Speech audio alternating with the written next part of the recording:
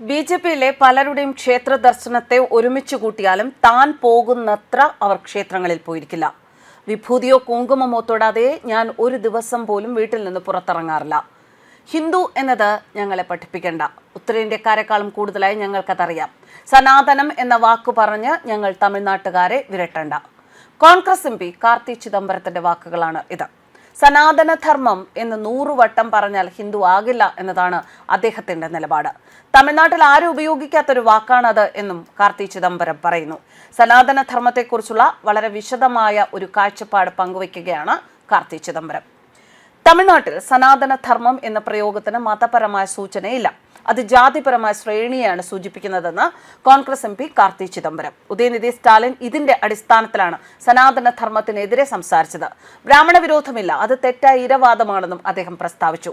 തമിഴ്നാട്ടിൽ സനാതനധർമ്മത്തോട് ശത്രുതയില്ല എന്നും ഈ പദം സംസ്ഥാനത്ത് സാധാരണയായി ഉപയോഗിക്കാത്ത ഒന്നാണെന്നും കാർത്തി ചിദംബരം പറയുന്നു.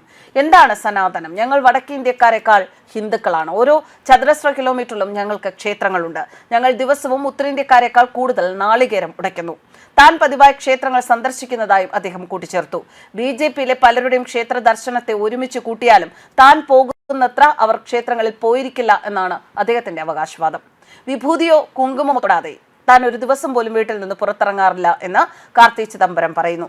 സനാതനധർമ്മം എന്നത് തമിഴ്നാട്ടുകാർ ഉപയോഗിക്കുന്ന ഒരു വാക്കല്ല. എന്റെ മുത്തശ്ശിമാർ വളരെ മതവിശ്വാസികളായിരുന്നു. എന്റെ മാതാപിതാക്കൾ അങ്ങനെ ആയിരുന്നില്ല. പക്ഷെ എന്റെ മുത്തശ്ശിമാർ വളരെ മതവിശ്വാസികളായിരുന്നു. എന്റെ മുത്തശ്ശി എന്നെ പൂജാമുറിയിൽ കൊണ്ടുപോയി വരൂ നമുക്ക് സനാതനം പരിശീലിക്കാം എന്ന് പറഞ്ഞിട്ടില്ല. തമിഴ്നാട്ടിലെ ആത്മീയത ആഴത്തിൽ വേരൂന്നിയതാണ് എന്നും ഉപയോഗിക്കുന്ന പദാവലി വ്യത്യസ്തമായിരിക്കാമെന്നും അദ്ദേഹം സൂചിപ്പിച്ചു. മന്ത്രി ഉദയനിധി സ്റ്റാലിന്റെ സനാതനധർമ്മ പരാമർശങ്ങളെ തുടർന്നുണ്ടായ വിവാദത്തെക്കുറിച്ച് അദ്ദേഹം വിശദമായി സംസാരിച്ചു. ഒരു പദത്തിന്റെ വ്യത്യസ്ത വ്യാഖ്യാനങ്ങൾ കാരണമാണ് സനാതനധർമ്മ വിവാദം ഉണ്ടായതെന്ന് ചിദംബരം പറഞ്ഞു. തമിഴ്നാട്ടിൽ ആ പദത്തിന് അർത്ഥം ജാതിപരമായ ശ്രേണി എന്നാണ്. അങ്ങനെയാണ് ഞങ്ങൾ അത് ഉപയോഗിക്കുന്നത്. ഉദയനിധി ജാതിപരമായ ശ്രേണിയെക്കുറിച്ചാണ് സംസാരിച്ചത്, ഹിന്ദുമതത്തിന്റെ ആചാരങ്ങളെക്കുറിച്ചല്ല എന്നും കാർത്തി വ്യക്തമാക്കി. ദ്രാവിഡ രാഷ്ട്രീയ മാതൃക കരുണാനിധി കുടുംബവും ബ്രാഹ്മണ വിരോധവും ആണ് എന്ന വിമർശനങ്ങൾക്ക് കാർത്തി മറുപടി നൽകി. ബ്രാഹ്മണ വിരോധം തമിഴ്നാട്ടിലില്ല. ബ്രാഹ്മണരുടെ തെറ്റായ ഇരവാദം അവസാനിപ്പിക്കണം. ബ്രാഹ്മണർക്കെതിരെ എവിടെയാണ് ആക്രമണം നടന്നിട്ടുള്ളത്? ബ്രാഹ്മണർ ഈ രാജ്യത്തെ ഏറ്റവും ഭാഗ്യം ചെയ്ത ജനങ്ങളിൽ ഉൾപ്പെടുന്നു. അവർ തമിഴ്നാട്ടിലും വളരെ ഭാഗ്യം ചെയ്തവരായാണ് കഴിയുന്നത്. ബ്രാഹ്മണ സമുദായത്തിലെ അംഗങ്ങൾ വ്യവസായം, നിയമം, വൈദ്യം, സിനിമ, സർക്കാർ തുടങ്ങിയ വിവിധ മേഖലകളിൽ പ്രമുഖ സ്ഥാനങ്ങൾ വഹിക്കുന്നുണ്ടെന്നും അദ്ദേഹം വാദിച്ചു. ബ്രാഹ്മണർക്കെതിരെ വംശഹത്യ നടന്നിട്ടില്ല. ബ്രാഹ്മണർക്കെതിരെ ആക്രമണങ്ങളില്ല. തമിഴ്നാട്ടിൽ ബ്രാഹ്മണരുടെ സുരക്ഷയ്ക്ക് ഭീഷണിയൊന്നുമില്ല. തമിഴ്നാട്ടിൽ ബ്രാഹ്മണരുടെ യാതൊരു ചടങ്ങുകളും ആരും തടസ്സപ്പെടുത്തുന്നില്ല. 2023 ഉദയനിധി സ്റ്റാലിൻ സനാതനധർമ്മത്തെ മലേറിയ, ഡെങ്കിപ്പനി തുടങ്ങിയ രോഗങ്ങളുമായി താരതമ്യം ചെയ്യുകയുണ്ടായി.